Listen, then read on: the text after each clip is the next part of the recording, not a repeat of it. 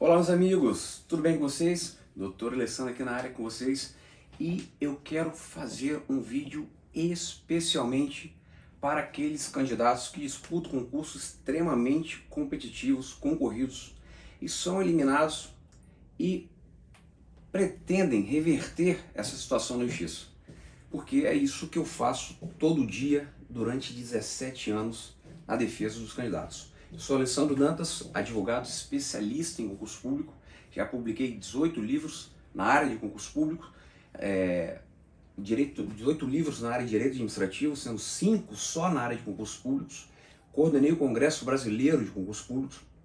Então, o que eu vou falar para vocês é da importância de você saber escolher um bom advogado na hora que você for entrar na justiça.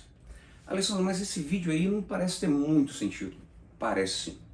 Parece ter e tem muito sentido. Porque muitas pessoas, as pessoas desinformadas, as pessoas que não atuam na área, acham que advogado é tudo igual. E não é verdade isso. É igual médico.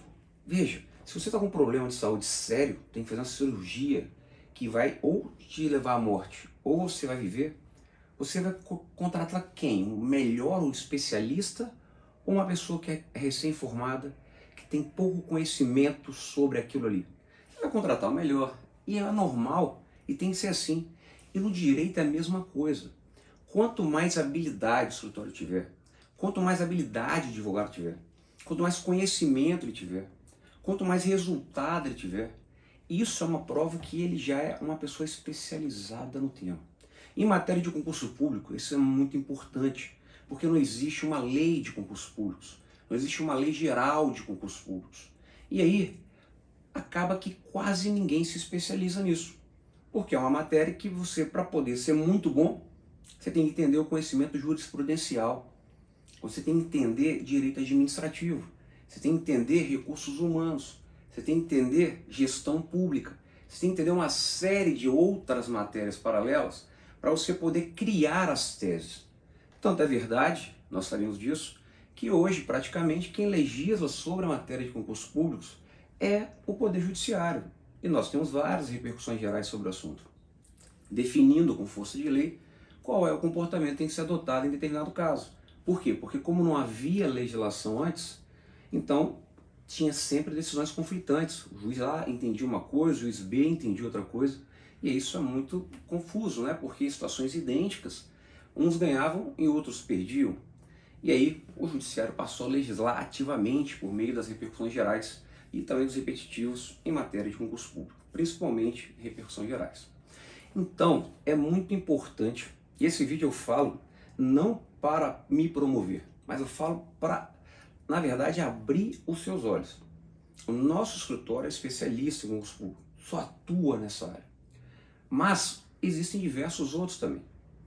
Diversos, vamos dizer assim, não como existe como direito civil, direito trabalhista, previdenciário, não. Existe alguns escritórios que são especializados sim, mas são muito poucos, porque como eu disse para você, a especialização requer, na parte de concurso público, um conhecimento de base muito grande, um conhecimento de diversas outras legislações. Você tem que entender como funciona o concurso público e entender detalhadamente. Então, quem entende sobre concurso público, quem advoga nessa área, quem é autoridade nessa área, é uma pessoa que vai poder chegar e vai ver solução onde os demais advogados não conseguem chegar. Porque, Alessandro, eles são ruins? Não é isso, não é isso. É porque, na verdade, requer um conhecimento específico. É a mesma coisa de uma pessoa me contratar para pegar uma causa específica de sucessão. Veja, se eu estudar um pouquinho, eu vou saber fazer alguma coisa. Mas se eu bater um papo com uma pessoa que é extremamente especializada naquilo ali, veja, eu vou falar, nossa, eu não tenho a menor ideia disso. E aí, não ter a menor ideia de o que o especializado, o especialista sabe, e aquele que vai estudar o seu caso vai fazer, é uma enorme diferença. Isso faz total diferença em relação ao resultado da sua demanda. Então, meus amigos, esse vídeo é com esse objetivo. Porque eu vejo centenas e milhares de candidatos que são eliminados no concurso público, porque são poucas vagas e muitas pessoas querendo entrar no poder público para obter a tão sonhada estabilidade. Tá lá, tranquilo, trabalhar horário certinho, todo mês está certinho aquele valor depositado na sua conta. E aí vai sendo promovido, vai vendo progressões e o valor vai cada vez mais aumentando.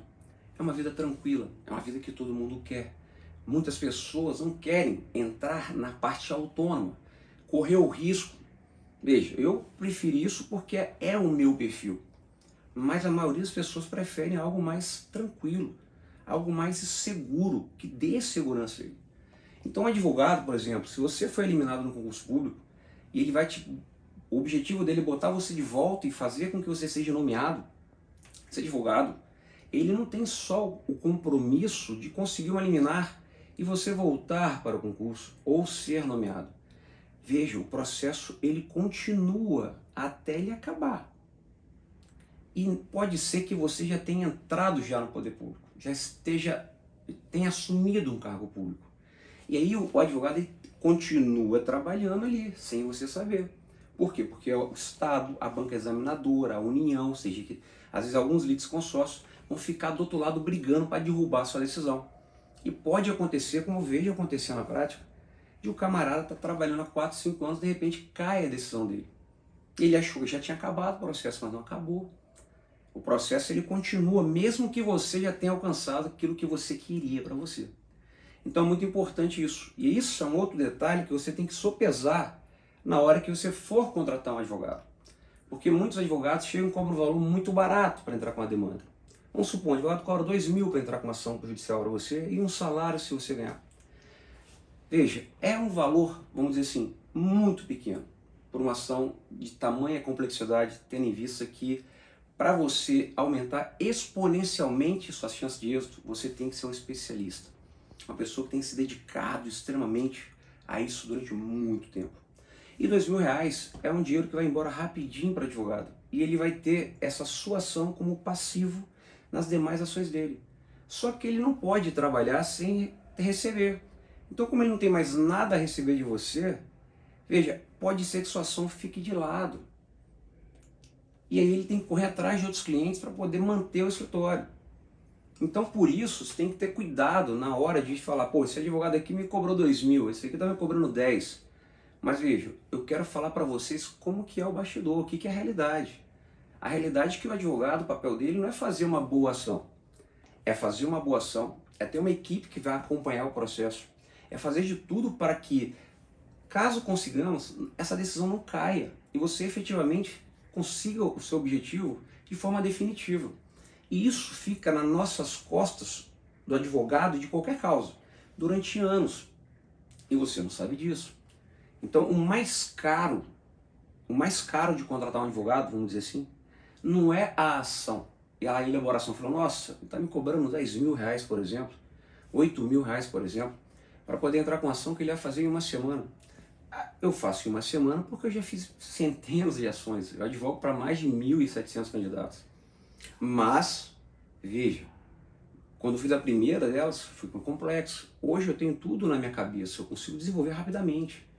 Mas o problema é aquilo que eu falei, não adianta nada o advogado fazer uma boa petição se ele não for lá despachar com o juiz pessoalmente para conseguir uma liminar.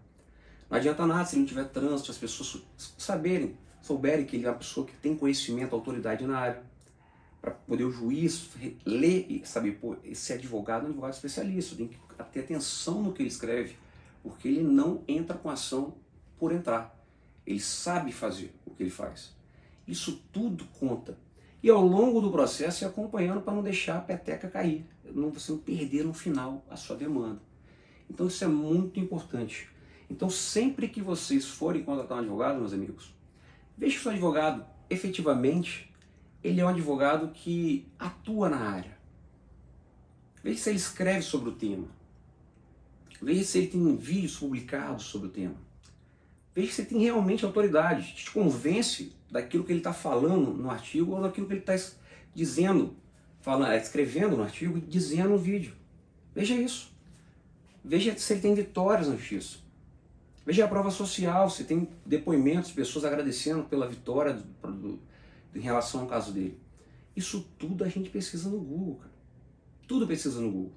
Porque hoje em dia é muito fácil, por exemplo, a gente patrocinar uma campanha no Google Ads, Facebook, por exemplo, e falar que é advogado especializado em concurso público ou em qualquer matéria.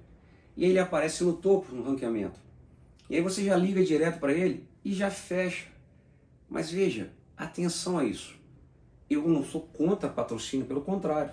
Eu acho que tem que patrocinar, mas o patrocínio tem que corresponder também a uma pessoa que tenha aquilo que ele prometeu, que tenha o conteúdo, que tenha a equipe e que tenha a sabedoria de tocar a ação. Porque hoje em dia, após Covid também, o contato físico restringiu muito. Então acabou que a internet explodiu. Então é normal o patrocínio. Agora, quando a pessoa está, por exemplo, já na primeira página do Google, quando você pesquisa por um advogado, já no orgânico, ou seja, sem patrocinar, isso já demonstra a autoridade dela. Que ela já está indexada ali, porque ela tem muitas coisas que ela fez em relação à área dela, de atuação dela, quando pesquisa por ela. Mas isso também não impede que ela faça um patrocínio para ficar logo no comecinho. E aí essas pessoas estão pagando para poder o Google entregar para elas pessoas como vocês que estão procurando advogados. E aí é que eu falo, cuidado com isso, porque pode se patrocinar de qualquer coisa. E aí você pode de repente cair numa dessa, a pessoa cobrar 3 mil, 2 mil, e depois não vai acompanhar corretamente o processo, não vai te dar satisfação. É importante você saber tudo, como vai ser todos os detalhes, como vai funcionar tudo. E não simplesmente porque ele foi o primeiro que apareceu e aí, pô, esse cara é bom. Não, isso é patrocínio. E não tem nada de errado, como eu falei para vocês. Tem, às vezes, eu patrocino alguma coisa. Mas a pessoa pode pesquisar, joga o meu nome na internet, que ela vai ver a quantidade de artigos que eu tenho publicado. Já publiquei mais de 50 artigos em revistas especializadas de gestão pública sobre concurso público. De 18 livros que eu tenho publicado, 5 tratam de concursos públicos. Ó, esse aqui trata de agentes públicos em geral, mas inclusive concurso. É o livro mais completo, talvez, no mercado hoje. É profissional, é para realmente quem atua na área, de juiz, advogado, promotor, desembargador. Esse outro livro aqui, ó, por exemplo, é um livro só de concurso público, para quem vai atuar na área, para juiz, embargador. Então várias pessoas têm esse meu livro aqui, porque é um livro realmente muito completo, levou anos para fazer ele aqui. Esse aqui trata só dos direitos que os candidatos têm. E aqui eu trago vários direitos que os candidatos nem imaginam que têm e são eliminados, e se soubessem disso, eles poderiam correr atrás e reverter uma situação. E aí o advogado que tem habilidade, que tem conhecimento, que tem linguagem sobre o assunto, ele vai conseguir ver situações que muitas outras pessoas não conseguem. É muito difícil uma pessoa me procurar e entrar com um questionamento, por exemplo, e eu não souber respondê-lo. Eu, por telefone, já vou conversando com a pessoa, já vou criando na minha cabeça a tese que eu vou desenvolver ali, porque, como eu falei, não tem uma lei. Eu vou desenvolvendo a tese e eu chego a uma conclusão na mesma hora. Eu falei, olha só, dá para fazer sim. E falo, dá para fazer porque a gente vai trabalhar com isso, isso, isso e isso. A gente não vai achar jurisprudência exatamente igual, porque a gente vai criar uma tese assim. Eu já ganhei várias ações assim, criando uma tese específica. Artigos que eu tenho publicado específicos. Meu blog, por exemplo, é super rico, tem vários artigos. Tem mais de 50 artigos também publicados. Já tem entrevista, mais de 100 talvez. Já tem entrevista até fantástico para Isto É, Correio Brasiliense. Sempre que tem um julgamento, por exemplo, importante de uma repercussão geral no STF, eu dou uma entrevista na Rádio Justiça. Então, eu estou aqui falando ao mesmo tempo de duas coisas. Eu estou me apresentando a vocês como um advogado especialista em concurso público que você pode pesquisar e você vai ter certeza que eu não atuo em outras áreas que não direito administrativo e especialmente concurso público.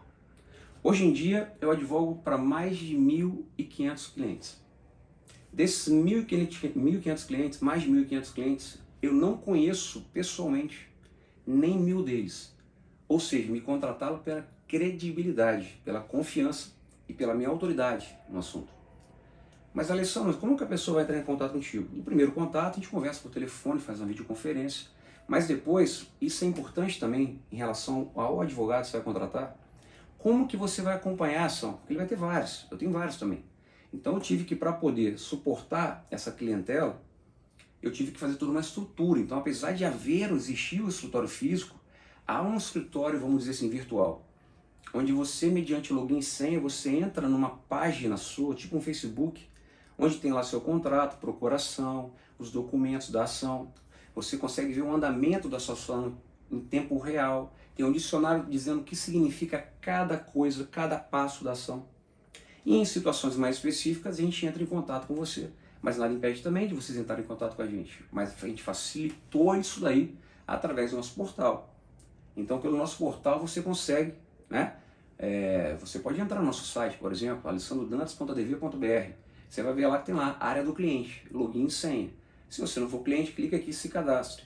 Aí eu crio a ação dele lá depois, complemento e tudo é automatizado. Tudo é automatizado. E isso é muito importante para o cliente. Às vezes o cliente é muito ansioso, então ele quer ver o andamento, mudou uma coisa de noite e ele quer ligar para o advogado. Poxa, não pode fazer isso. Não é legal isso, porque o advogado tem que estar focado na estratégia, no processo, uma série de coisas. Então ele vai lá no sistema e vê o andamento do processo, vê o que significa aquilo ali e acabou. Então, sempre tenham cuidado com isso. E uma outra coisa importante, às vezes o que aconteceu é uma situação que aconteceu com várias pessoas, e eu sei porque eu vivo nessa área. O pessoal faz grupos de WhatsApp, grupos de Facebook, entra em grupos se for o caso, mas aí é claro, tem que ter sabedoria, sai bem mais barato para a pessoa. Mas para eu entrar em grupo, eu só entro em grupo se a situação for exatamente idêntica. Se tem 100 pessoas, mas se tivesse 5 situações diferentes, eu vou entrar com 5 ações de 20 pessoas. Eu não vou entrar com ação de 100 pessoas. Por quê? Porque o juiz não gosta disso. Então, por mais que seja mais cômodo para mim entrar com uma só, e tecnicamente é possível, eu sei que no magistrado não gosta disso. Isso é ruim, porque ele pode negar por isso. Ele não vai alegar isso, mas isso psicologicamente é ruim. Então, eu sempre jogo para ganhar, mas eu não vou ganhar todos, porque quem decide é o juiz. A advocacia é uma atividade de meio e não de fim. Nunca ninguém pode falar, prometer para você sucesso.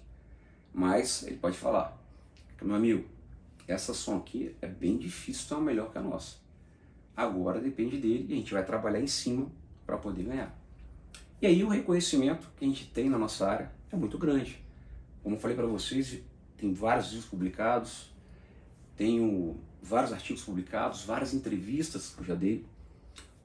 O STF me convidou para gravar naquele programa Saber Direito um curso sobre concurso público de diversos professores e advogados do Brasil.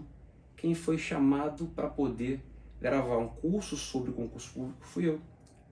Isso é algo que demonstra que, assim, poxa, eu vou pegar um cara lá do Espírito Santo para vir em Brasília para gravar um curso sobre concurso. Por quê? Por causa do meu nome, por causa das teses que eu escrevo, das teses que eu desenvolvo. E isso que é o bonito de direito. Então, ter uma equipe especializada. William Douglas, o guru do concurso, no livro dele lá, Como Passar em Provas de Concurso, ele diz lá, numa parte sobre o controle de provas e tal, ele fala, Alessandro Dantas é um dos advogados mais especializados do país. E realmente, eu já atuei em demandas de todas as áreas. Parte de objetiva, discursiva, oral, prática, física, psicotécnica, investigação social, e já ganhei ação em todas as fases que um concurso público pode ter. Preterição, tudo. Já perdi? Já perdi também. Mas já também ganhei em todas as fases. Mas já perdi também. Porque eu não vou ganhar sempre tudo. Porque não sou eu que decido. Algumas derrotas eu até posso falar, pô, a situação era meio controvertida. Ele entendeu por outro lado. Muitas são injustas. Mas pelo menos você está com um advogado que é sério. Agora, você tem que ter esse cuidado. Ter essas, né, ficar atento a isso aí. Não pague, às vezes, barato pelo seu futuro, porque é o seu futuro. Às vezes um pouquinho a mais vai mudar completamente a sua vida.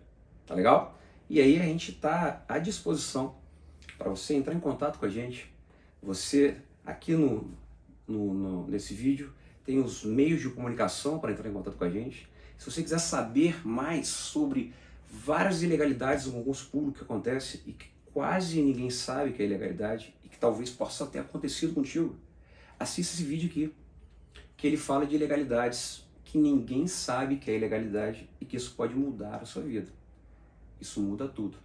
Legal? Então, ó, se você quiser ficar por dentro de essas questões de concurso, você que está batalhando para entrar no poder público, quer ficar por dentro da questão de concurso público, de ilegalidades que você nem imagina que são, disso, questão de advocacia estratégica na área de concurso público, siga a gente no YouTube, né? Se inscreva para receber de primeira mão os novos vídeos, siga a gente no Instagram também, tá aqui embaixo no link, e se quiser deixar o e-mail, vai receber também de primeira mão notícias fantásticas sobre novos concursos que estão por vir, ao mesmo tempo as principais ilegalidades que podem acontecer naquele concurso.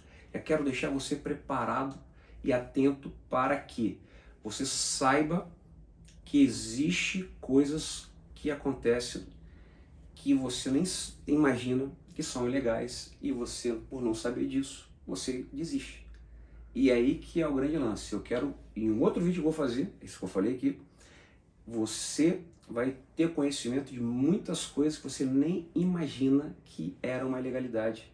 E que se você correr atrás disso ainda, ou acontecer com você e você correr atrás, há uma grande probabilidade de você ganhar. Mas como você me afirma isso? É só você ver as jurisprudências. É só você analisar que outras pessoas ganharam. Então, a gente constata isso na prática, a prova real. Não é uma prova fictícia. Toda jurisprudência favorável em relação a qualquer coisa no concurso público foi um candidato que sofreu um prejuízo e conseguiu reverter na justiça. Agora, quem ganha mais? Aqueles que têm mais, têm um bom assessoramento. Legal? Eu acho que isso vale a pena. Estamos à disposição de vocês para poder tirar dúvidas, para poder trocar uma ideia. Nossa equipe é uma equipe grande, nosso sistema ele é todo informatizado, é todo sincronizado. Então a gente pode ajudar você caso você precise de um advogado especialista em concurso público. E como hoje tudo virou digital, praticamente todos os estados já estão tendo processos eletrônicos. Então a gente advoga em todo o país.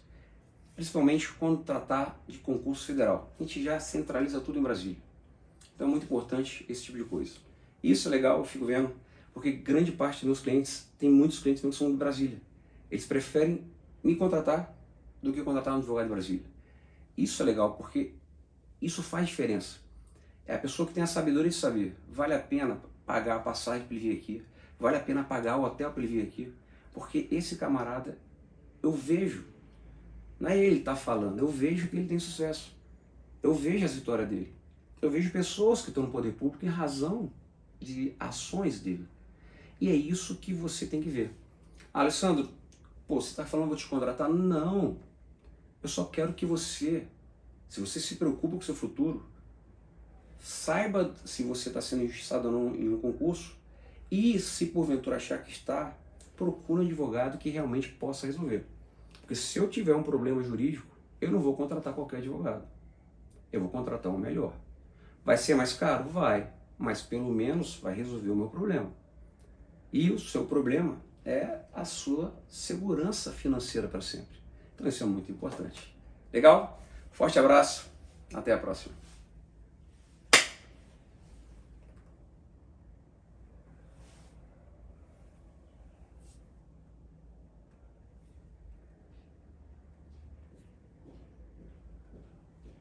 Testando. Olá, meus amigos, aqui é o Alessandro Dantas, advogado especialista em concurso. Se você quiser saber a importância que tem e a diferença que faz você contratar um advogado especialista em concurso, caso esteja precisando, clique nesse link aqui que você vai ter um vídeo detalhado sobre o tema. Espero você lá.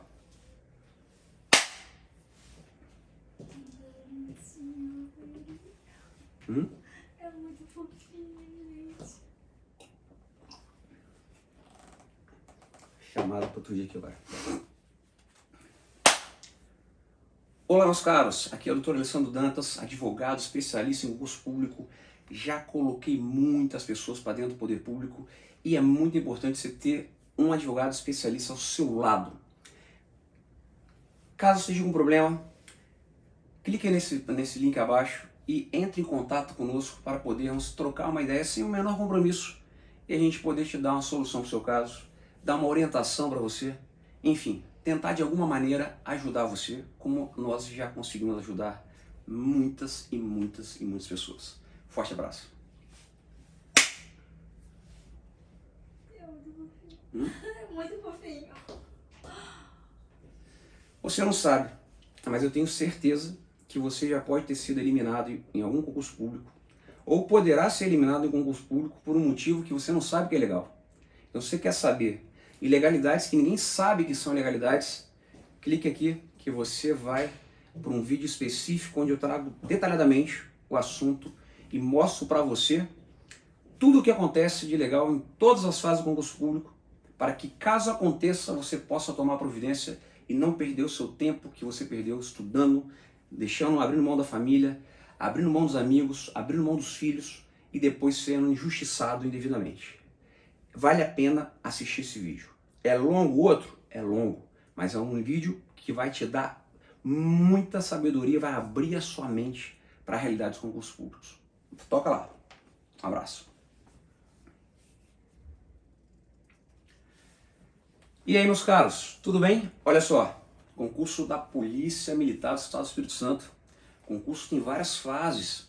E aí, veja bem, clique nesse link aqui, nesse link eu estou dizendo, explicando agora todas as fases que o concurso da Polícia Militar tem, quais são os principais erros que acontecem em cada fase do concurso da Polícia Militar do Estado do Espírito Santo e como se defender de cada uma dessas fases. Inclusive, em um outro vídeo que você vai ter acesso a ele assistindo o próximo vídeo, você vai ter oportunidade de ter acesso a vídeos específicos sobre como elaborar um recurso em cada fase do concurso da Polícia Militar do Estado do Espírito Santo. Eu vou explicar para você gratuitamente, porque eu quero ajudar vocês, eu vou explicar detalhadamente o que você tem que alegar numa prova objetiva e quais são os principais erros da prova objetiva. Na redação, eu vou explicar detalhadamente como você tem que fazer o recurso, como você tem que fazer o recurso no psicotécnico, como você tem que fazer o recurso na investigação social. Então, assista o próximo vídeo e do próximo já fica atento porque eu estou dando de presente para você uma aula de como fazer um recurso top, um recurso foda. E aí você aumenta exponencialmente suas chances de êxito. Legal? Um abraço.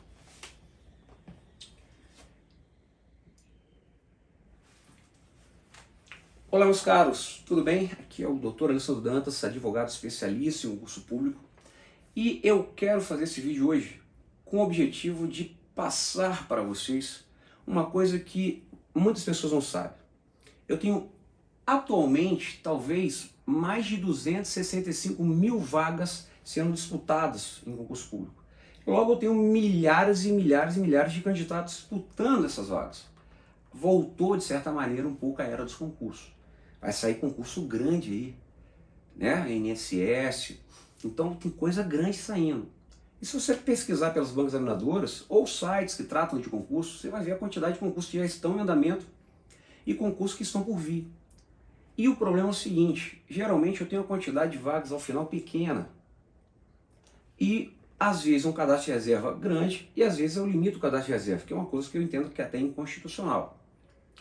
E o que acontece? Por exemplo, num concurso, que há uma quantidade de 1 milhão de inscritos, como Caixa Econômica Federal, INSS, Banco do Brasil.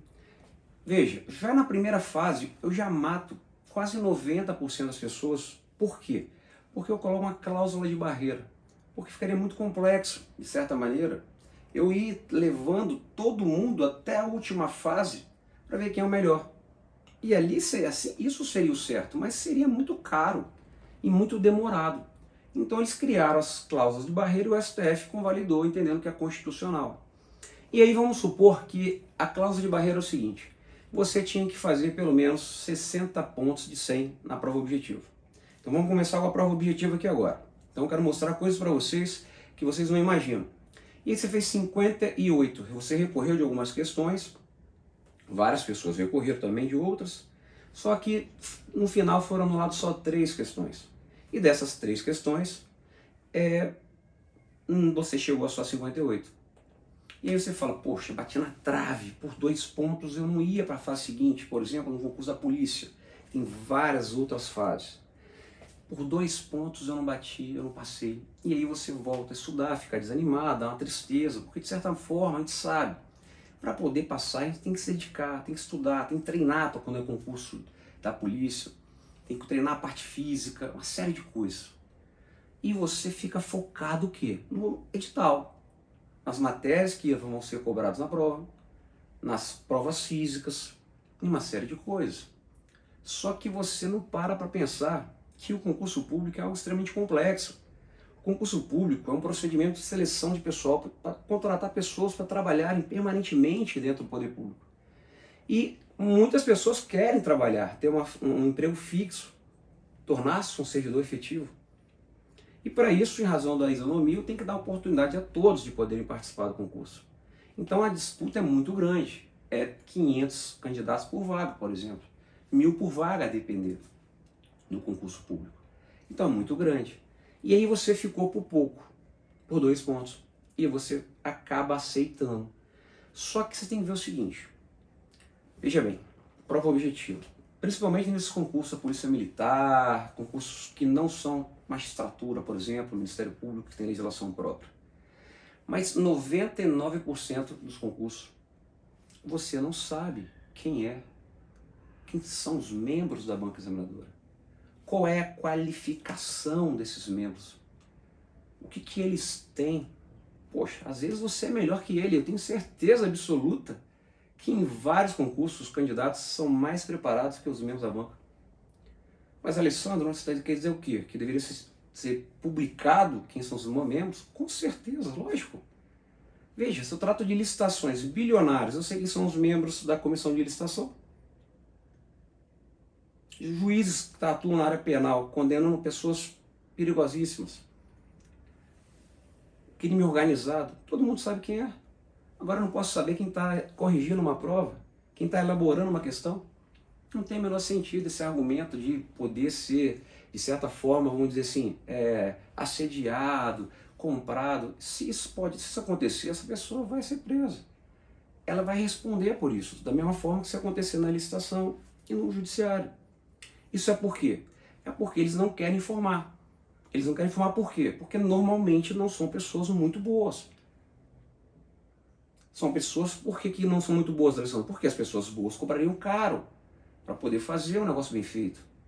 Então acaba que o método, por exemplo, em muitos lugares, eu sei disso porque eu já fui coordenador durante 2 anos do Congresso Brasileiro de Concurso Público, eu contrato professores para fazer, através de credenciamento, para elaborar várias questões, depois faz um sorteio e joga lá. Só que aí, vamos lá, você ficou por 2 pontos, por exemplo. Você ficou por 2 pontos. Vocês recorreram de 25 questões. Todo mundo junto, toda a galera ficou reprovada. Ao final, questionaram 25 questões. E a banca chegou e aceitou apenas a anulação de 3. Não foi suficiente para você. Mas vocês levaram isso aos seus professores, por exemplo. Eu sou professor de administrativo. Eu sempre que eu pego uma prova, eu falo que essa aqui dá para anular. Dá porque é possível mais de uma resposta aqui. Aqui não tem resposta correta. Aqui a matéria está fora do digital. Então, veja, só que a banca ela sabe disso. Só que, por outro lado, para ela, se ela anular 25 questões, por exemplo, 20, ela nunca mais é contratada sem licitação.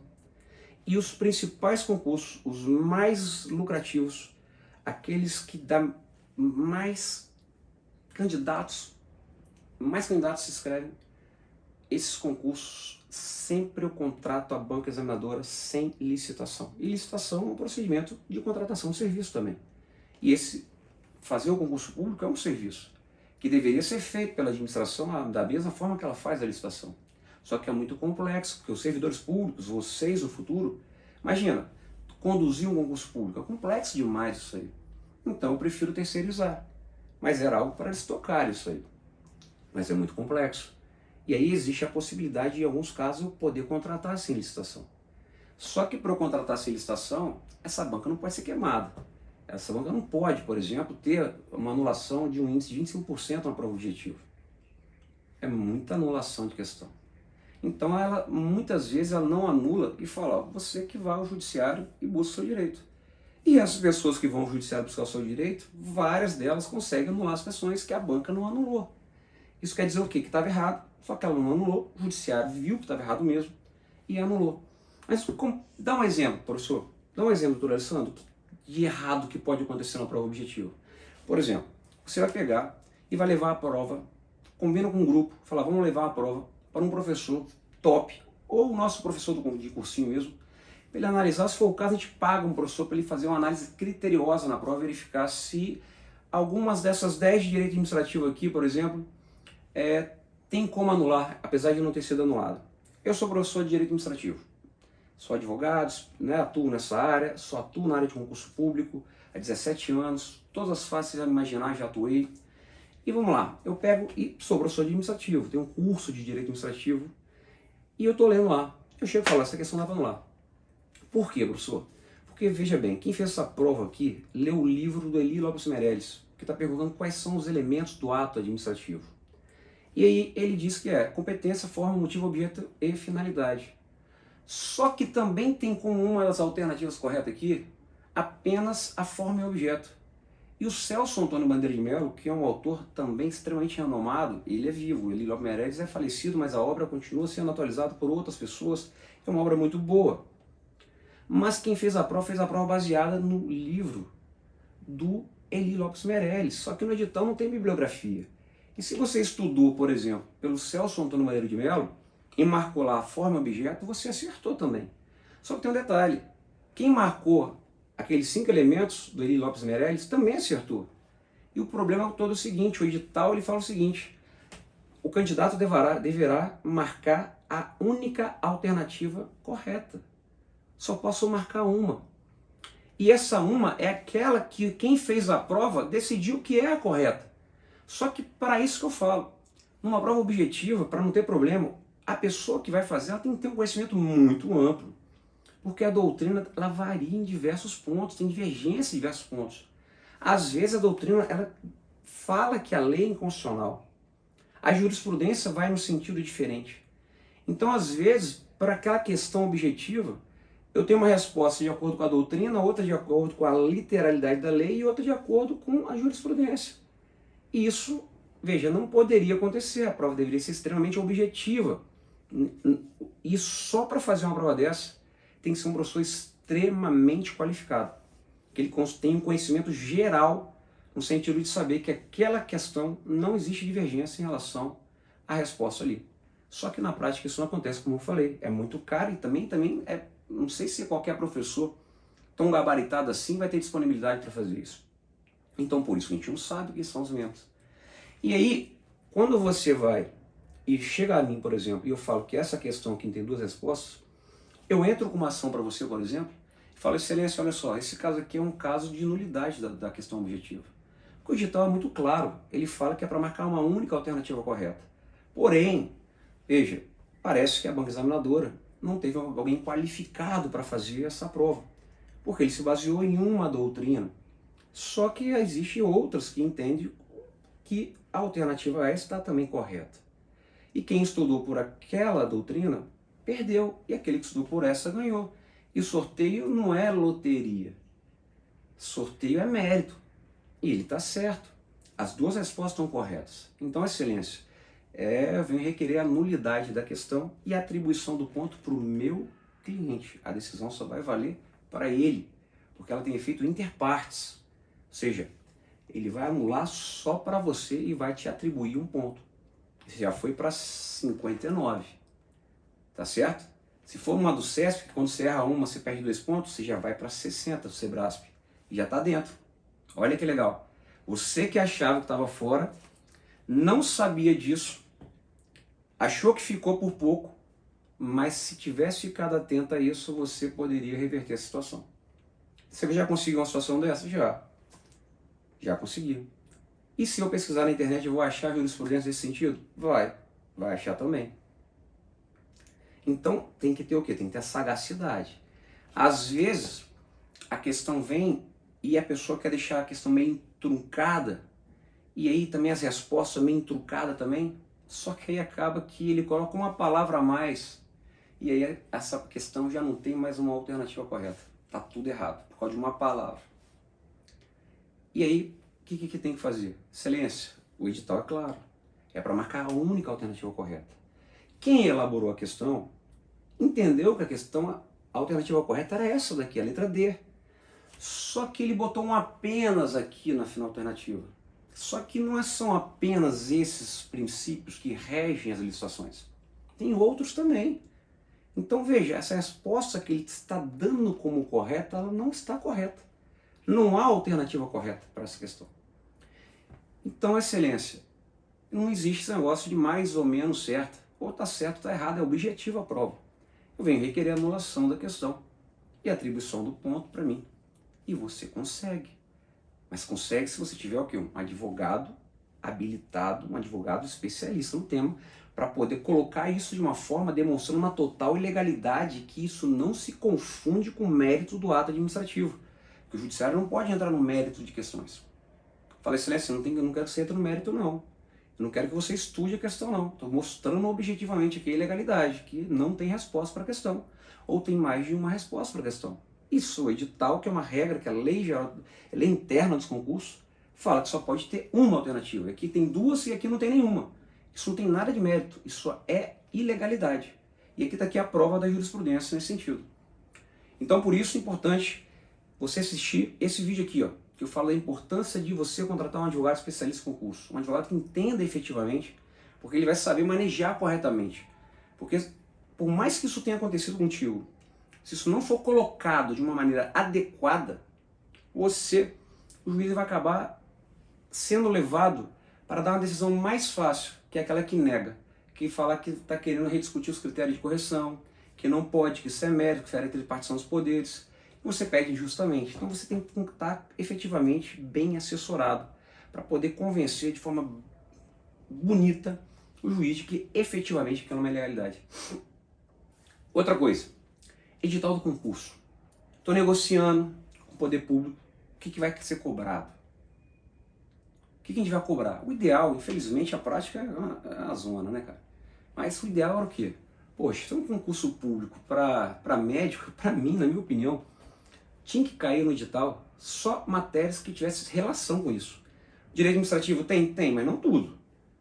Eu cobrar, por exemplo, desapropriação por um cargo de médico, pelo amor de Deus, não tem o menor cabimento, mas cobram.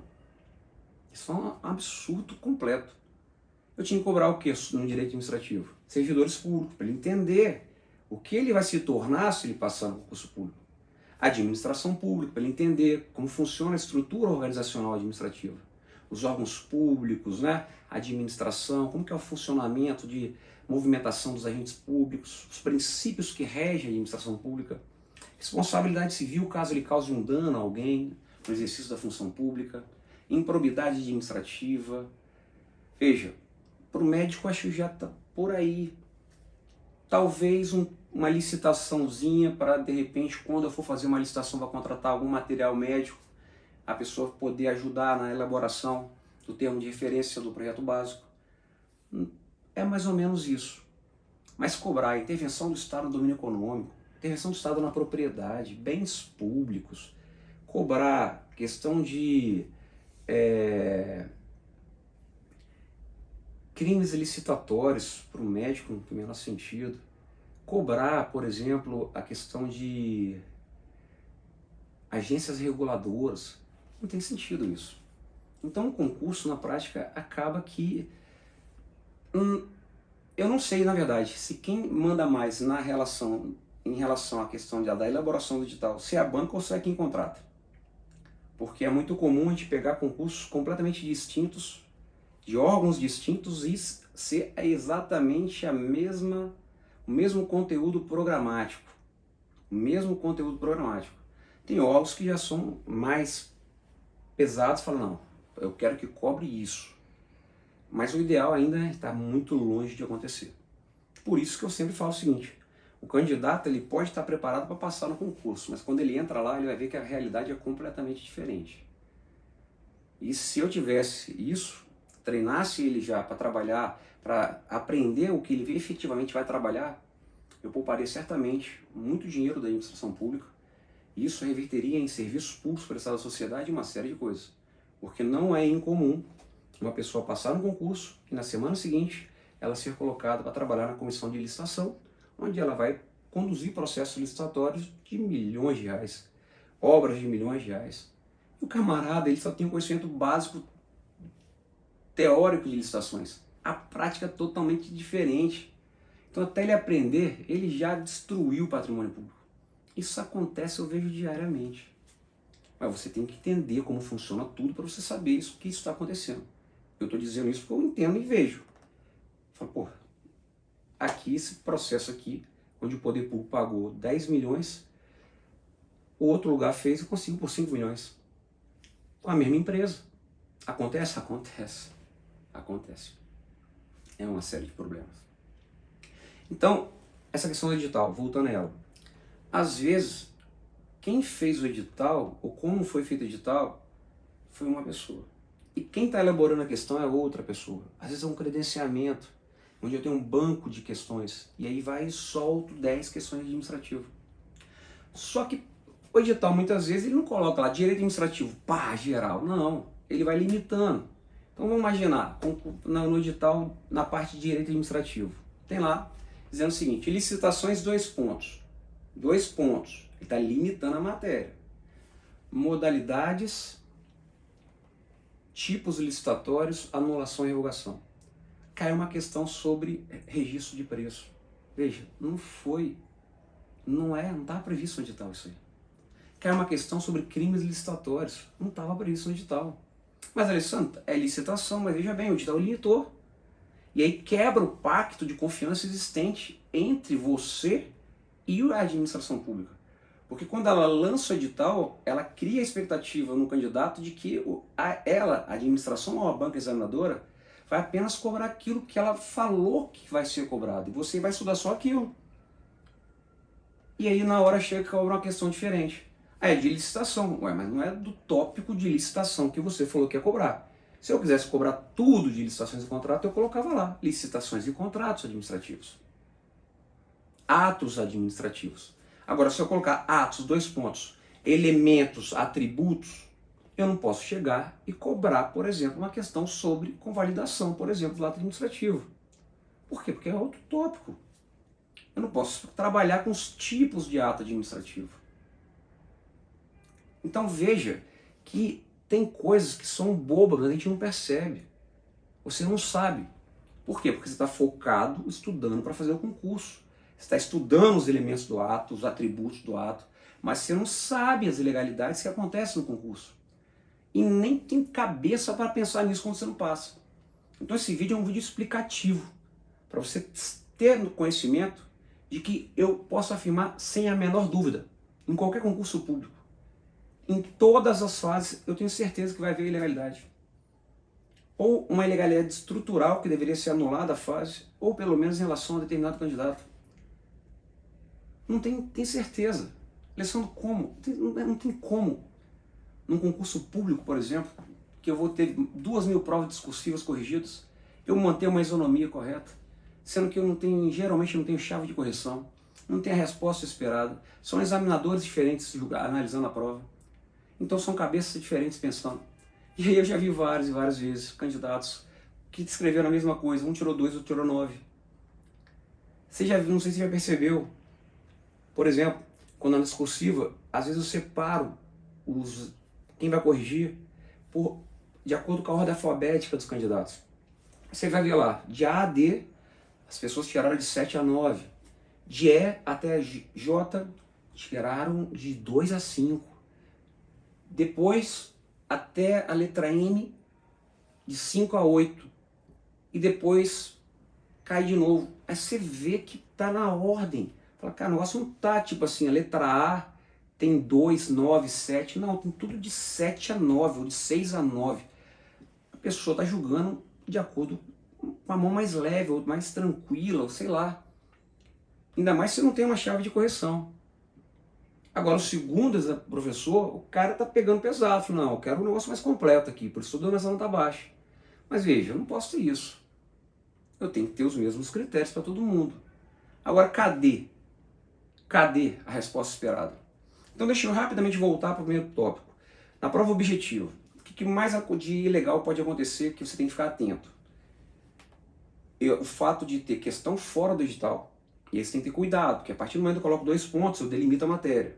Tá legal? Cobrança de questão cuja legislação já está revogada. Verificar se porventura a cobrança do que foi feito decorreu de uma legislação que é posterior ao edital, o edital não previa isso. Verificar se a questão tem mais de uma resposta correta. Verificar se a questão não tem resposta correta. Verificar se tem erro na elaboração da questão que gera dubiedade ou erro material. Esses são os principais erros da prova objetiva que você, entrando com um advogado verdadeiramente especialista, ele tenha a maior chance de conseguir reverter isso na justiça para você, e você continuar, e você chegar ao seu tão desejado sonho de tornar-se um servidor público. Já na discursiva, os principais erros quais são? Primeiro, eu tenho que colocar, se eu tenho 5 questões discursivas e vale 10 pontos a prova, eu tenho que colocar o quanto vale cada uma delas.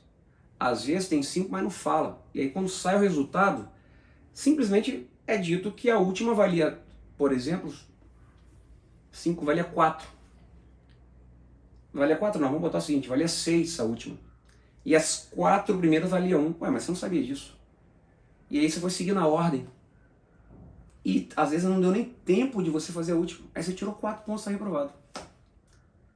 Então quando a banca não coloca quanto vale cada questão, ou o edital não fala, veja, e se são 5, eu parto do pressuposto o quê? Que tem 5. Então se vale 10, cada uma vale 2 pontos. Só que às vezes acontece diferente. E aí até talvez uma coisa que possa ter sido articulada. Não sei. Mas eu já vi situação dessa em casos real já. Já atuei em situação real dessa, que não tinha a previsão da pontuação de cada questão, e as 2 últimas valiam mais do que as 3 primeiras, e bem mais. E aí se eu soubesse disso, eu ia começar por onde? Pelas primeiras ou pelas últimas? Pelas últimas. Pode fazer isso? Não pode, mas pelo menos informa. Diga que a última vale 4, que a penúltima vale 3, e que as 3 primeiras valem 1. Tudo bem. Agora, você não pode não dizer nada e chegar na hora e falar que valia isso aí. Não tem sentido. Segundo, você já percebeu que quando é dada a sua nota, numa prova discursiva, simplesmente coloca lá 7 pontos, mas não diz o que você errou em cada uma das questões? Você não sabe os motivos da subtração dos pontos. Às vezes é uma chave de correção, mas a chave de correção não tem nada a ver com isso. Eu tenho que dizer, ó, a questão era para você falar sobre os elementos do ato, sobre os atributos do ato, e sobre convalidação e a questão da anulação. No caso aqui, pela sua resposta, você não tratou de convalidação. E aí, na chave de correção tem que dizer, falar dos elementos do ato. Se ele falou 5 elementos, ele vai ganhar 0,5. Falar dos atributos, se ele falar de todos os atributos, ele ganha mais 0,5. Se ele falar de anulação corretamente, ele ganha 1 ponto. Se ele falar corretamente de convalidação, ele ganha 1 ponto. Então você não falou de convalidação, então você perdeu 1 ponto.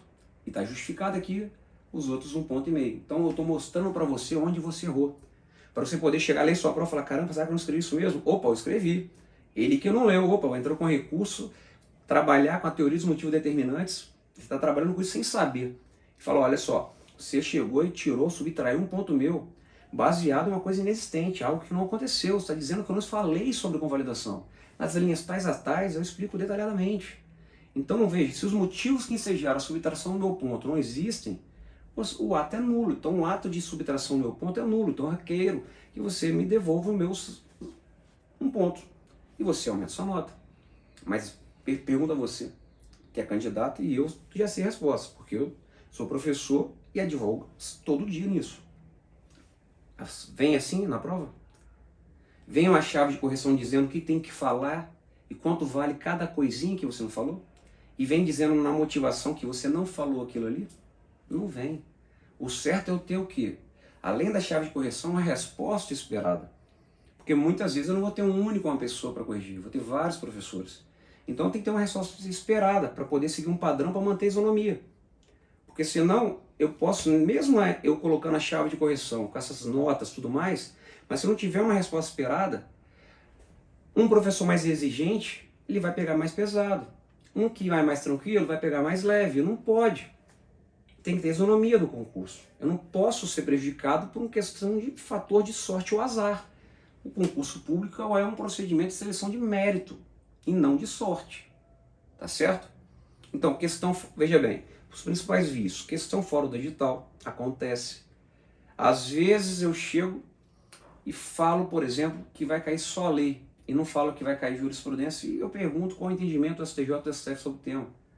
Veja, é complicado, porque a lei fala uma coisa, o STJ e o STF fala outra. Então tem que deixar claro o que eu quero do candidato. A chave de correção ela tem que corresponder ao que está sendo questionado. Às vezes você perde ponto porque você não falou, por exemplo, da questão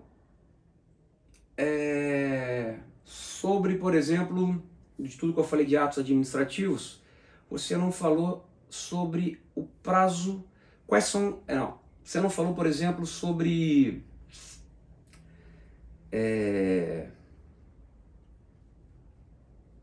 a questão de uma ação popular e ato administrativo quando eu posso anular. E aí você perdeu esse ponto. Mas na questão não estava pedindo para falar sobre isso. Mas na chave de correção estava falando para falar, estava avaliando isso.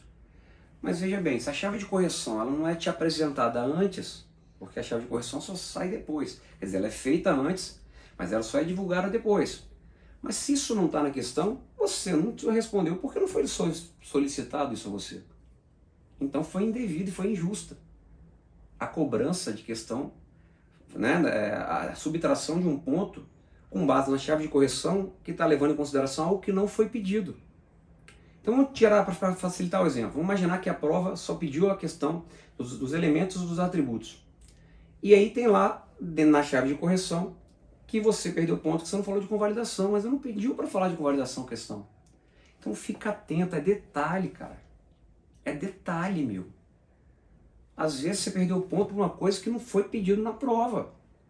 Só que se eu não tenho uma motivação para dizer onde eu perdi o ponto e por que eu perdi o ponto, e se eu não tenho a chave de correção detalhada, você não sabe recorrer, o seu recurso na verdade é meramente de fachada. É um recurso meramente para inglês ver.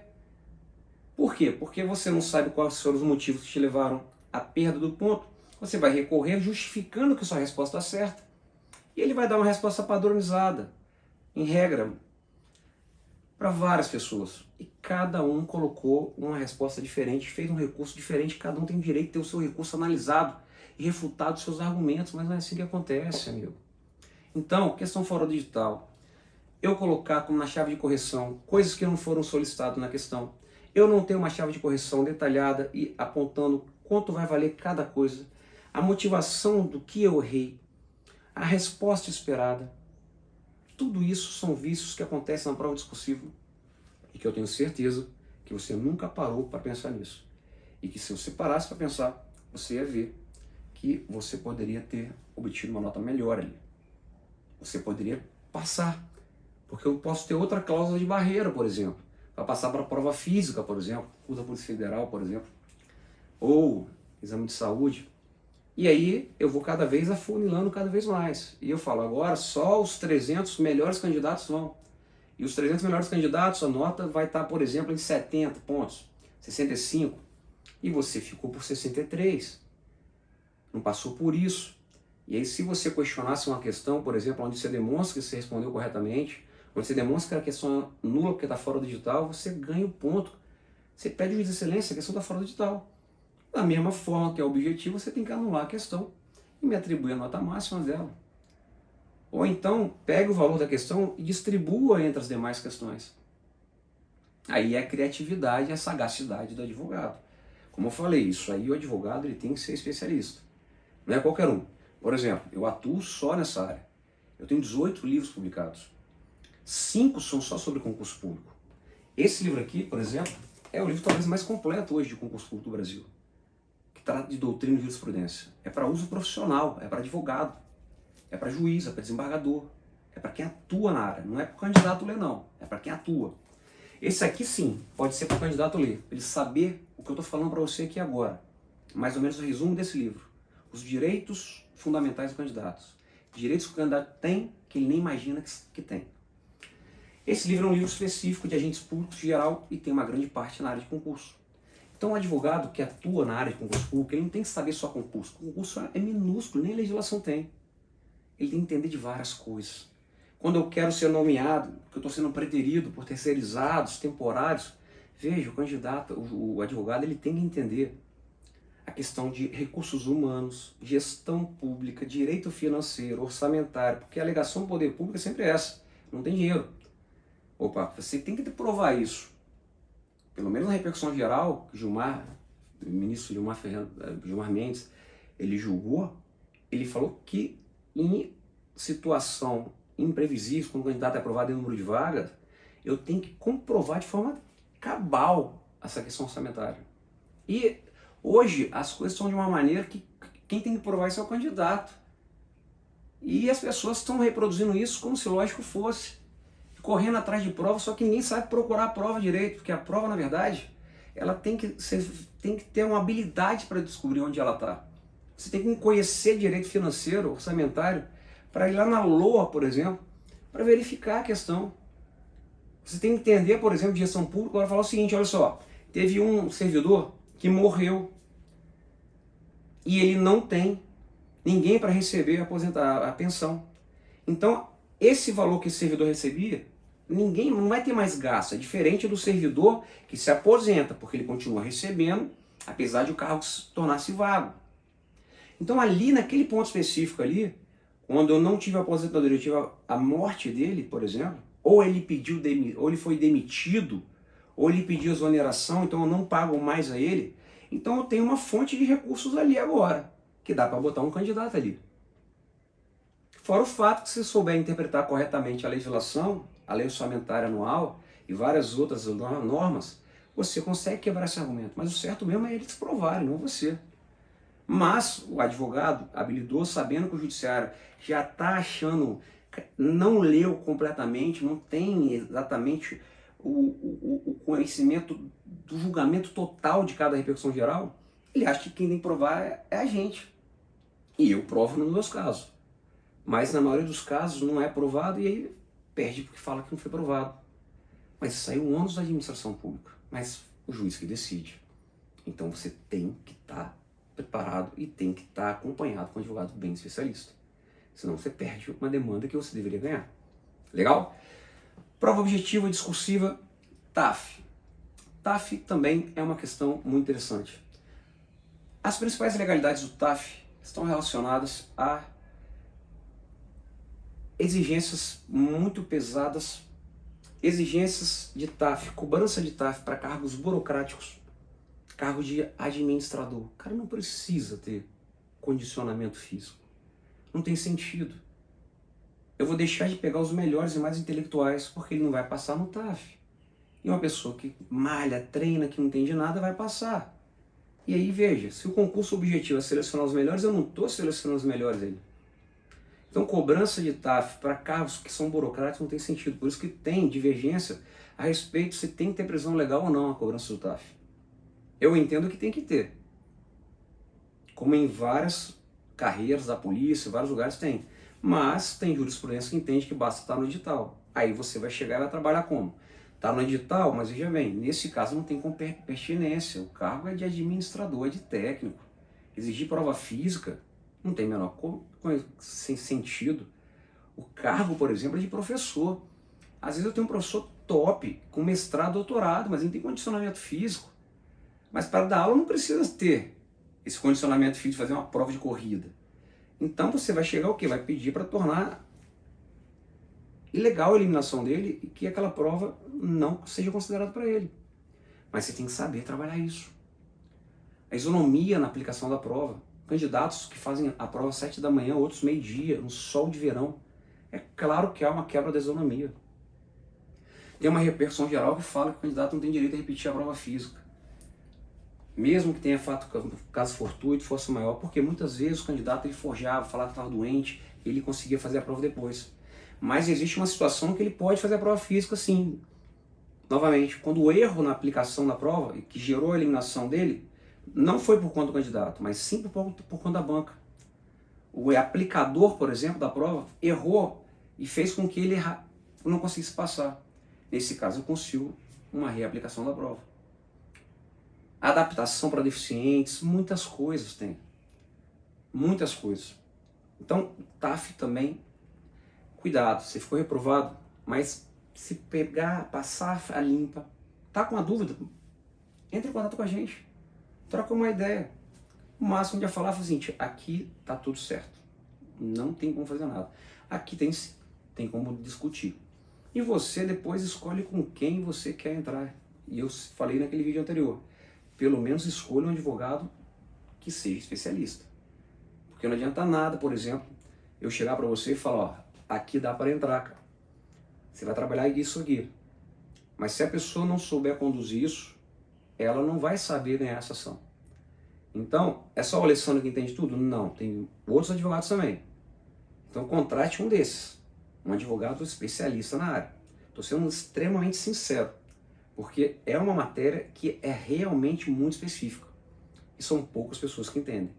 E se você está depositando toda a sua energia para poder alcançar aquele cargo, de se tornar um delegado da Polícia Federal, por exemplo, um juiz, você não pode dar um mole de chegar e perder uma oportunidade dessa, o sonho da sua vida, por ter entrado com uma pessoa que não conhece toda a matéria, e isso vai ser um fator determinante no resultado final desse concurso, entendeu? TAF, isso aí. Psicotécnico. Cara, psicotécnico, todos têm legalidade, praticamente. Todos. Primeiro, psicotécnico tem que ter prisão legal, obrigatoriamente. Eu já vi vários concursos que a prisão está só no edital. Já de cara é ilegal. Só com base nesse argumento eu derrubo o negócio. Segundo, tem que ter critérios objetivos científicos. Muitos não têm. Não é objetivo. Você não consegue com objetividade verificar. Você não sabe nem se o teste foi validado. E o certo é que para cada concurso eu contrate um teste específico de acordo com as atribuições daquele cargo. E quando eu falo que o psicotécnico tem que ter prisão legal, é porque é uma fase que não é para qualquer concurso. Não é para técnico, não é para analista, não é para qualquer concurso. É para concurso que vem exigido do candidato, cujas atribuições vai assumir caso assuma o cargo, que, por exemplo, exija, defesa, ele vai portar arma, que é um instrumento que ele pode matar uma pessoa na defesa. Um juiz que vai julgar a vida das pessoas. Então não é qualquer cargo que tem psicotécnico. E às vezes a banca vai lá e coloca, não pode. E outra coisa, psicotécnico não é para analisar perfil profissiográfico, se o candidato ele tem, vamos dizer assim, através de uma prova chegar à conclusão que ele se encaixa no perfil do cargo, meu amigo. Existe o estágio probatório para isso. Fazer uma prova para analisar perfil profissiográfico é antecipar o estágio probatório a uma prova. 3 anos a uma prova em extrema pressão. Não tem sentido. Então é ilegal. É ilegal isso daí. Tem gente que entende que é possível? Tem. Jurisprudência tem para todo lado, infelizmente. Mas você vai achar várias e várias e várias falando que é legal. Psicotécnico, para saber se a pessoa tem um transtorno mental. Para saber se a pessoa tem uma doença. Algo que a torne incompatível com a função dela. Por exemplo, se a pessoa tem transtorno de ansiedade generalizada, é complicado essa pessoa ser, por exemplo, uma pessoa policial. Porque numa situação de extrema tensão, como ela vai agir? Uma pessoa que tem impulsividade, como que ela vai agir numa situação dessa? Que tem bipolaridade, como que ela vai agir? Veja, isso aí coloca em risco o que a instituição tem, na verdade, por objetivo defender. Então eu tenho que eliminar esses candidatos. Mas isso não quer dizer que eles não possam trabalhar no poder público em outro cargo. Um cargo mais burocrático, um cargo que não exige essa pressão. Mas para ser policial, para ser juiz, eu tenho que ter uma pessoa em relação a isso aí mais tranquilo. Só que, como eu falei, cada cargo, quando eu faço psicotécnico, certo era eu fazer um psicotécnico de acordo com o cargo. Só que é caríssimo contratar um psicotécnico. Então eu já contratei um, então eu faço o quê? Eu mantenho ele. E às vezes vaza. E tem na internet um monte de modelo. Você fica treinando lá e aí você passa e às vezes você nem deveria passar.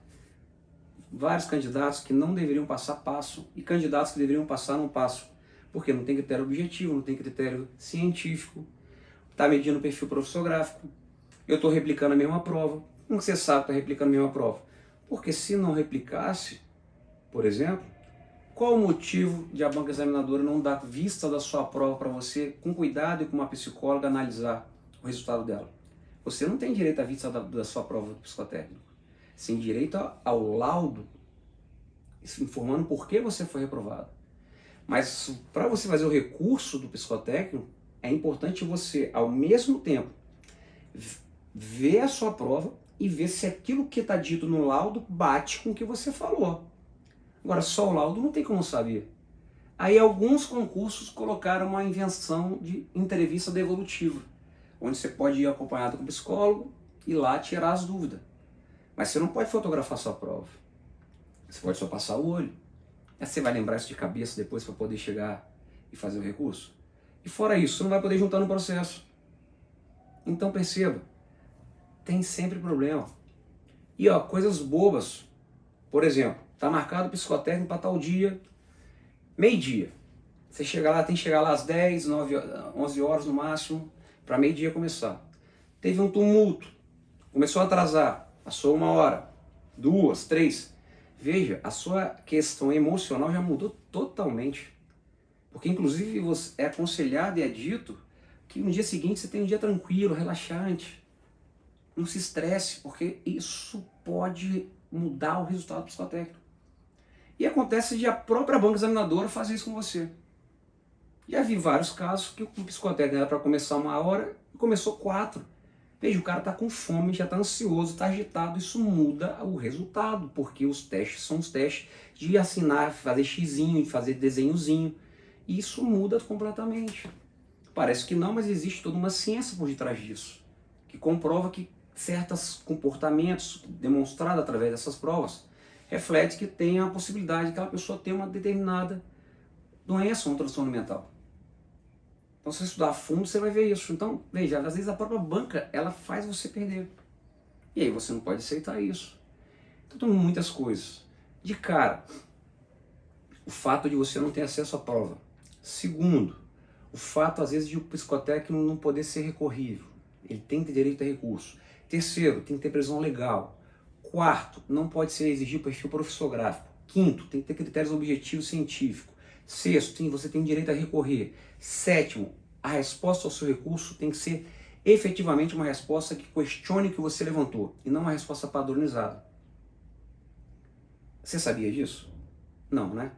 Você talvez tenha ficado eliminado do psicotécnico e não pôde reverter a situação. E ainda sai, e o mais engraçado, eu fico brincando com os amigos, meus clientes, né, e alunos, ainda sai com fama de doido. Ou seja, nem para você, caso tenha um problema, por exemplo, um transtorno mental, você nem pode se tratar, porque você não sabe efetivamente se você tem ou não tem. Então é um negócio muito complicado. Então você tem que entender isso. A banca, ela recebe um valor X para fazer o concurso público. E para fazer esse concurso público muito bem feito, onde vamos supor que eu poderia cortar 90% das irregularidades que acontecem, isso ia ser muito caro. E o poder público não está disposto a pagar esse valor. Então eu faço com o que eu tenho. E você que não está satisfeito, vá à justiça. E quem não está satisfeito e está convencido de que houve um erro e vai à justiça, muitos desses conseguem reverter. É só você ver, pesquisa no Jus Brasil, por exemplo, e coloca lá, concurso público, pega qualquer fase, a nulidade. Você vai achar centenas de decisões, de psicotécnico, de investigação social, de prova objetiva, de prova discursiva, de tudo. O que significa isso na prática, Alessandro? Que esse camarada, você achou 100 decisões lá na questão objetiva, esse camarada não tinha passado, ele recorreu, administrativamente não passou também, mas ele viu, pesquisou e levou um professor dele, e o professor falou, realmente, tem mais de uma questão aqui com a alternativa correta. Entrou com um advogado bom, o advogado chegou e conseguiu demonstrar de forma clara para o juiz que a questão tinha mais de uma resposta, deveria ser anulada, e o juiz anulou. E como a gente não tem acesso à sentença, e sim ao acórdão, que é a segunda instância, Quando você pega a jurisprudência do acordo favorável, quer dizer que ele já ganhou em segunda instância, então é praticamente reversível, esse camarada provavelmente já está lá dentro já. Então veja, eu não estou falando uma coisa que eu acho, estou falando uma coisa que é. E que eu estou falando para você que você pode constatar isso fazendo essa pesquisa. Cada vitória judicial, cada jurisprudência favorável é um caso que pode ser semelhante ao seu. Que a pessoa saiu da inércia, buscou efetivamente saber se tem direito, contratou um advogado especializado e reverteu a situação e hoje está lá com o servidor público feliz. Você quer isso? Conseguir o que você faz jus, o que é direito seu? Ou quer começar do zero de novo, abrindo mão de tempo com a família, com o filho, com a namorada, com a esposa? Seu próprio tempo para fazer um novo concurso que pode acontecer a mesma coisa. É uma opção sua. Porque no final das contas, talvez você vai gastar o mesmo dinheiro se preparando novamente do que você vai gastar com um novo advogado. Um bom advogado. Então fique atento a isso. Tá legal? Prova oral, praticamente as mesmas coisas que eu falei da prova discursiva. Às vezes acontece de eu colocar um tempo muito pequeno para questões muito grandes. Poxa, não dá para poder falar. Então são muitas ilegalidades. E por isso que eu, além de sugestionar vocês assistir o vídeo sobre a importância do advogado especializado, eu peço a vocês que nos sigam no nosso canal e também no nosso blog. E se vocês quiserem receber de primeira, sempre que eu publicar um vídeo ou um artigo, um e-mail sobre um tema específico que você gosta, só você deixar registrar seu e-mail aqui embaixo. Porque aí sim você está por dentro de tudo. Aqui eu estou tentando resumir, mas se me deixar eu fico 20 horas falando sobre isso aqui. 20 horas. Muito mais. Por quê? Porque, cara, eu escrevi mais de 5.000 páginas sobre concurso público. Coisas que ninguém imagina. Dá para falar muita coisa, mas isso é cansativo. Então, por quê? Eu estou botando o básico para você aqui. O vídeo está um pouco longo, mas veja bem, eu estou pegando cada etapa. E eu tive cuidado de colocar aqui embaixo da informação do vídeo, qual que é a parte que trata de objetivo, qual que é a parte que trata de discursiva, de psicotécnico, para você não ter que assistir todo o vídeo às vezes à toa. Não é que é à toa, é importante saber, mas o seu problema naquele momento é aquela fase, então vai direto na fase. Se você achar legal, você assiste o resto. Estou tendo esse cuidado para ajudar você, para você não ficar cansado e de repente desistir de assistir o vídeo todo e tem lá, ou seja, a sua fase está lá no final. Então eu estou colocando a sua fase psicotécnica, começa um artigo em 25 minutos. Aí você vai em 25 minutos, ponto. Beleza? Então olha só, acontece muito. Muitas ilegalidades psicotécnicas. Prova física, investigação social, muitas ilegalidades de investigação social. Cotas raciais, tá uma zona o negócio. Candidato que verdadeiramente é cotista está sendo eliminado. Veja, a lei fala em autodeclaração. Alessandro, mas o STF julgou uma DC lá e falou que pode ter a autodeclaração sim, mas é de forma suplementar. Não substitutiva. Eu tenho que ter também, de certa maneira, um certo critério ali. Não pode ser no olhômetro. Porque, na verdade, a lei fala de negros. E negro é preto e pardo. E só que as pessoas levam, na hora de julgar, a impressão de que negro é o preto. Preto é o preto mesmo. Tipo Pelé. Ele é negro preto. Só que o pardo, infelizmente a legislação deu um mole ali. Mas está na lei. Existe o pardo claro, o pardo médio e o pardo mais escuro. Então, por exemplo, pela Wikipédia, o Neymar é um pardo. O Fernando Henrique Cardoso, se não me engano, é um pardo também. Então a pessoa é. E aí ela tem direito, amigo. E outra coisa, ele tem que provar. A banca não dá direito, é uma entrevista, onde eu olho e falo, não, não é não. Pô, calma aí, vê outras coisas também. Às vezes a pessoa não é tão escura, mas você vê o beiço dela que é maior, o nariz é mais achatado, o cabelo é mais crespo. Tudo isso são características que dizem, características negroides da população negra. Isso aí você pode pegar documentos técnicos para provar cada coisa dessa. Cada uma dessas coisas. Mas não é só.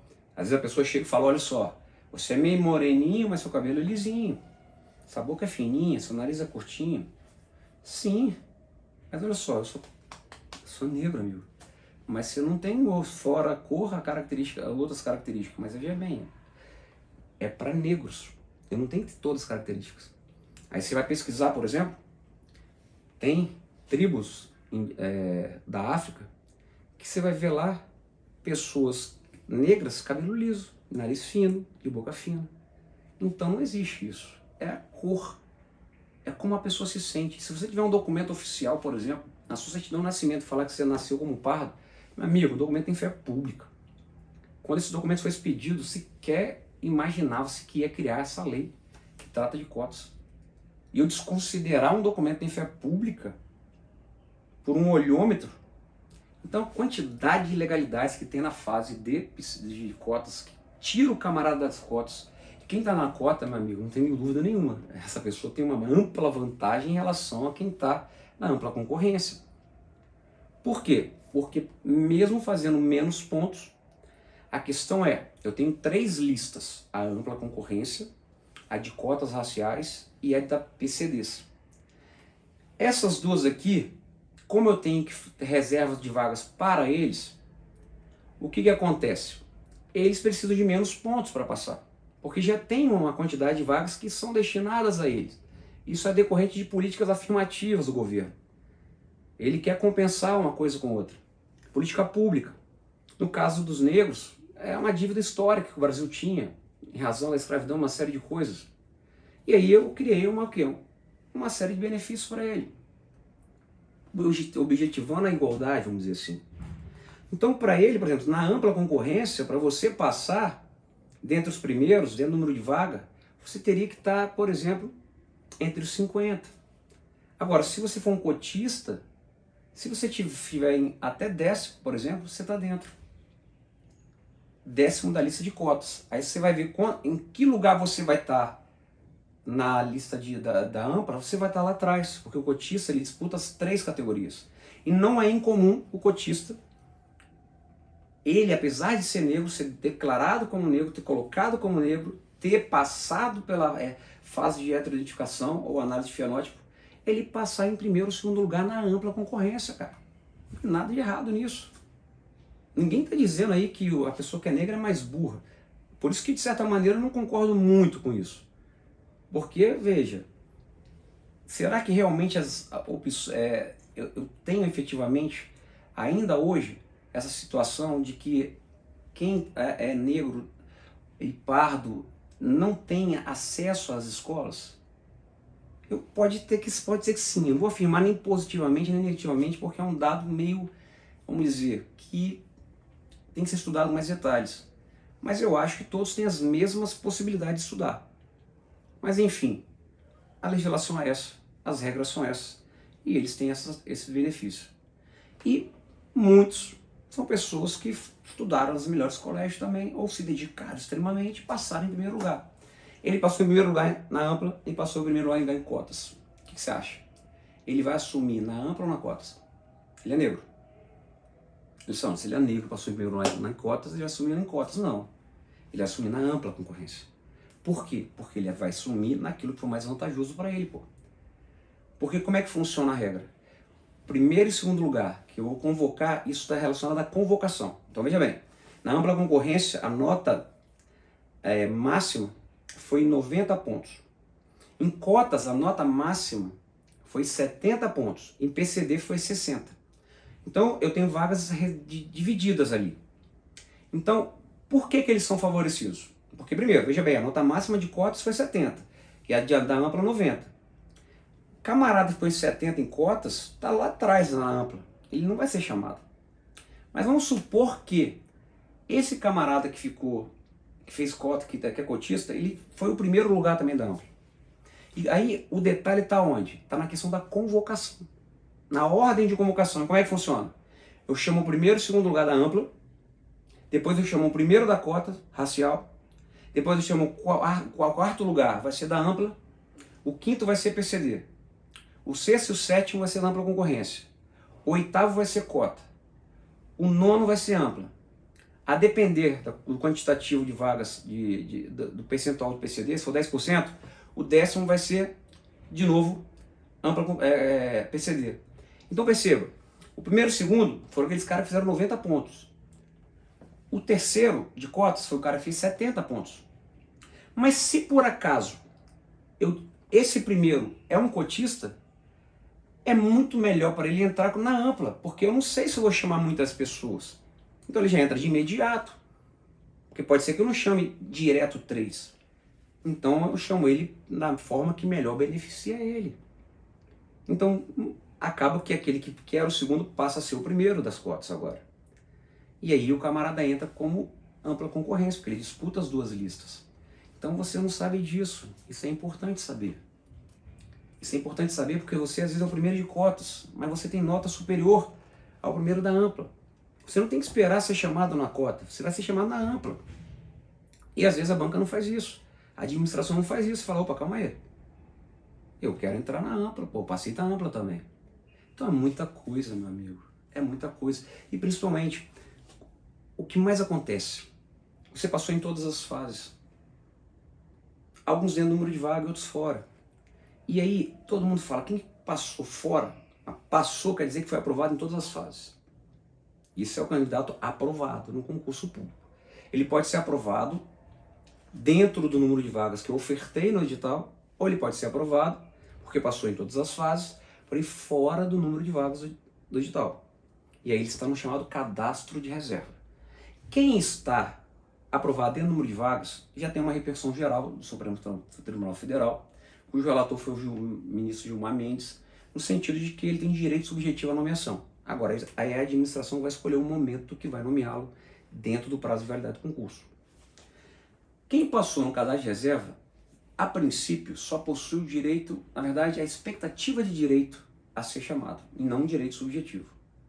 Só que o problema é o seguinte, em situação de normalidade, que não há preterição, que eu não estou fazendo uso de mão de obra indevida para suprir uma necessidade, cujas competências, atribuições são próprias daquele cargo que tem candidato aprovado no cadastro de reserva, em situação que isso não acontece, realmente a administração fica à vontade para decidir se vai chamar ou não. Só que muitas vezes, principalmente em âmbito estadual e municipal e também em âmbito federal, aconteceu muito no INSS no último concurso. Muitas vezes a administração, ao invés de convocar os candidatos do cadastro de reserva, ela prefere fazer uso de contratações precárias. Ou seja, contratar pessoas de forma indevida para poder fazer uso dessa mão de obra em detrimento dos candidatos aprovados e para exercer as mesmas funções. Por exemplo, eu contrato temporários para poder exercer a atividade que é própria do cargo e de forma permanente. Isso é uma preterição clara. Eu contrato uma empresa para me ceder mão de obra via licitação, para exercer as mesmas atribuições que está no cargo do camarada. Eu faço acordo de cooperação técnica com entidades para me ceder mão de obra. Veja, eu estou substituindo, eu estou suprindo uma necessidade que eu tenho, que eu necessito, porém da forma errada. Eu tenho um concurso com candidatos aprovados, tem que chamar eles. Porque isso aqui é uma situação que requer uma permanência, não é algo temporário. Só que o gestor prefere fazer o quê? Não chamar, porque de certa maneira facilita para ele. Tira, põe quando quiser, mas isso é ilegal. Então tem muita situação nessa parte aí. O candidato que é aprovado no cadastro de reserva. Às vezes, ele está o primeiro do cadastro de reserva, mas se um desistiu, veja, a administração às vezes fica inerte, mas já passa a ver o direito dele ir para assumir essa vaga, quando há desistência de candidato. O candidato entrou no mesmo concurso que ele, logo depois pediu exoneração. Veja, a administração demonstrou que havia interesse naquela quantitativa de pessoas. Um pediu exoneração, então tem que repor, cara. Então você tem o direito de, o próximo da lista tem o direito a ir buscar essa vaga.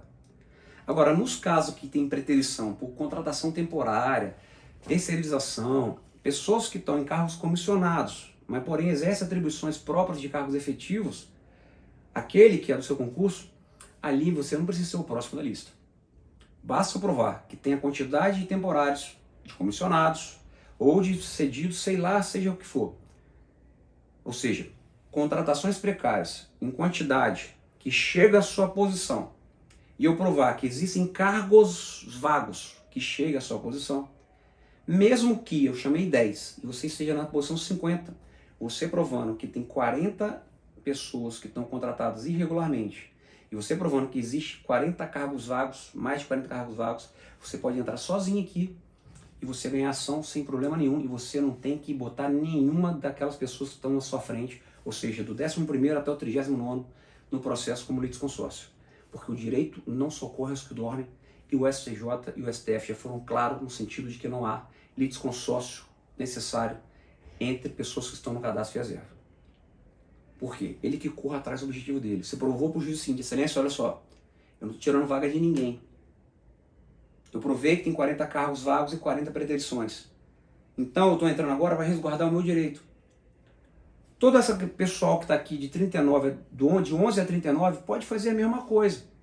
Eu não posso ficar dependente dele para buscar o meu direito. Então é normal. É normal. Quando entra com ação, não é o próximo que eu entro para botar lá dentro. Eu vejo se tem os cargos, vejo as preterições e falo, ó, os demais estão resguardados. Cabe a eles a entrar na justiça. Direito de demanda é disponível. Você entra se quiser. Isso não pode obstacularizar o direito do outro. E às vezes você fala, pô, não entendo, a justiça é confusa.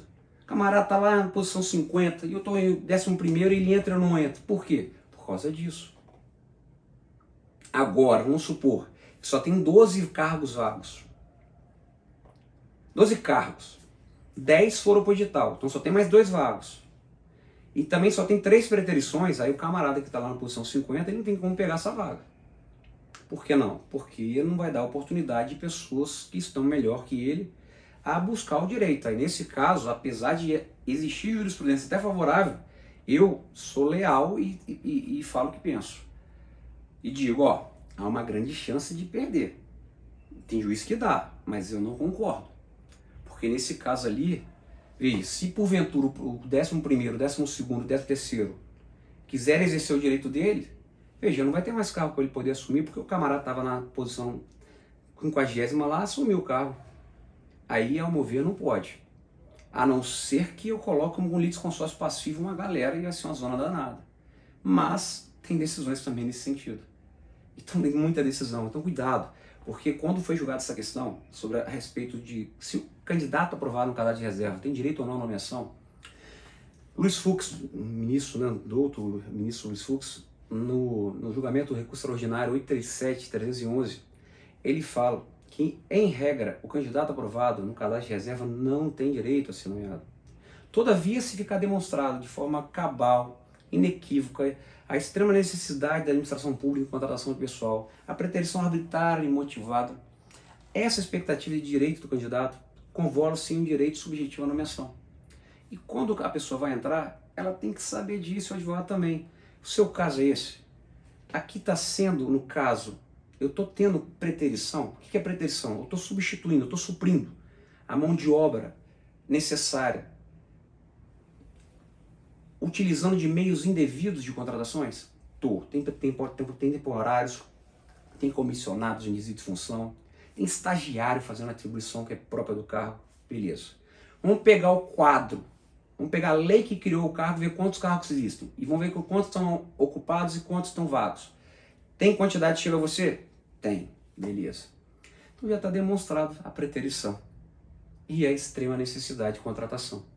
Só que isso tem que ser muito bem elaborado e bem provado, porque na prática, muitas vezes, a pessoa entra com um advogado que não é da área e o advogado ele não consegue localizar os documentos, porque isso aí você tem que entender muito bem de gestão pública, você saber onde encontrar esses documentos. Às vezes você tem que fazer uma consulta ao órgão público solicitando esses dados com base no direito de transparência, com base no acesso à informação, para você ter acesso aos dados, senão não adianta. Às vezes você tem a tese bem feita, você realmente tem o direito, mas veja, você só consegue ganhar ação se aquilo que está na petição inicial, que conduz a um entendimento favorável a você, estiver devidamente comprovado. Porque se não adianta ter uma boa retórica se não tem uma boa prova. E essa prova, ela não é fácil de ser localizada. Você tem que entender de gestão pública. Você tem que entender como você vai achar, quais são essas provas, afinal de contas. Como que eu vou demonstrar isso? E aí é só realmente o candidato, o advogado, que é bem especialista, que ele vai sacar como pegar isso aí. Se for o caso de algum órgão não disponibilizar isso na internet, ele vai ter a habilidade de entrar e pedir isso judicialmente ou administrativamente. Mas eu preciso da prova, porque sem a prova eu não tenho o cumprimento de um requisito, a comprovação de um requisito. E aí acaba que advogados muitas vezes não preparados ou que não instruíram muito bem a ação, eles entram com as ações, não provam, não demonstra a preterição, fala que tem, mas não demonstra, e aí o juiz já começa a dar decisão falando que não ficou provada a preterição e por isso não se encaixa no precedente. Pô, mas calma aí, ele não se encaixou no precedente, mas eu me encaixo, mas só que tem muitas decisões já prontas. E aí acaba que é muito mais fácil reproduzi-las do que eu chegar e analisar tudo. Então é muito comum, eu vejo na prática, muitas decisões que eu falo, pô, isso aqui não é do meu processo. Eu vejo que eu estou divulgando para um candidato, mas homem, e a decisão fala da candidata não provou. Eu entrei com ação pelo procedimento comum, ele fala no mandado de segurança. Ou seja, ele pegou uma decisão que ele já tinha e adaptou, não analisou corretamente. Então é importante o processo estar bem instruído, de forma objetiva, organizada as provas, separadas. E você ir lá despachar, atualizar, conversar com o advogado. Para o quê? Para não perder uma ação, para ela simplesmente não cair no acervo geral. Onde eu chego e falo, vamos pegar essas ações aqui e vamos matar tudo de vez. A regra é que o judiciário não pode fazer controle de prova objetivo. Já vamos fazer uma decisão falando que não pode, que isso é intervenção na tripartição dos poderes, que isso é mérito administrativo. Veja, você tem que distinguir o joio do trigo. Só que você agora, nessa situação, você tem que pensar o seguinte. Você tem uma ação. No gabinete do juiz tem 10, 20 mil ações. E o desembargador, às vezes, do TRF1, por exemplo, acervo de 30 mil ações. Você acha que é possível ler tudo isso aí? Em detalhes? Não. Então, se você não tiver em cima, se você não tiver uma equipe para poder coordenar, um programa para poder estar sempre atualizando o que os advogados especialistas fazem. No nosso escritório, a gente tem um programa que de tempo em tempo apita alguma coisa que tem que ser feita. Para quê? Para não deixar o negócio morno. Porque se deixar, às vezes, até para citar a parte contrária, leva 3 meses. Então, tudo isso influencia. Você está sabendo aqui agora as legalidades e a importância de você ter um advogado realmente especializado na área de concurso público. Beleza, meu amigo? Siga a gente no nosso canal aqui do YouTube. Siga a gente também no Instagram, que lá sempre tem post legal. O nosso blog tem artigos mais específicos, que de repente é o seu caso concreto. Tá ali a resposta dele. E tá com qualquer dúvida, quer trocar uma ideia, entre em contato com a gente. Não vai te custar nada, a gente só vai bater um papo. Depois você decide se vale a pena entrar com a ação, não vale. Se valer a pena entrar com a ação, você escolhe com quem você quiser. Mas eu só dou um único conselho como amigo e advogado. Se certifique que seja um advogado especializado em concurso público. Não é em direito administrativo, não. É em concurso público. Porque aqui há um mundo. Apesar disso não ser nem dado na faculdade, ou quando é dado é em 10 minutos. Isso é um mundo. Legal? Forte abraço e é isso aí, pessoal. Tudo de bom para vocês.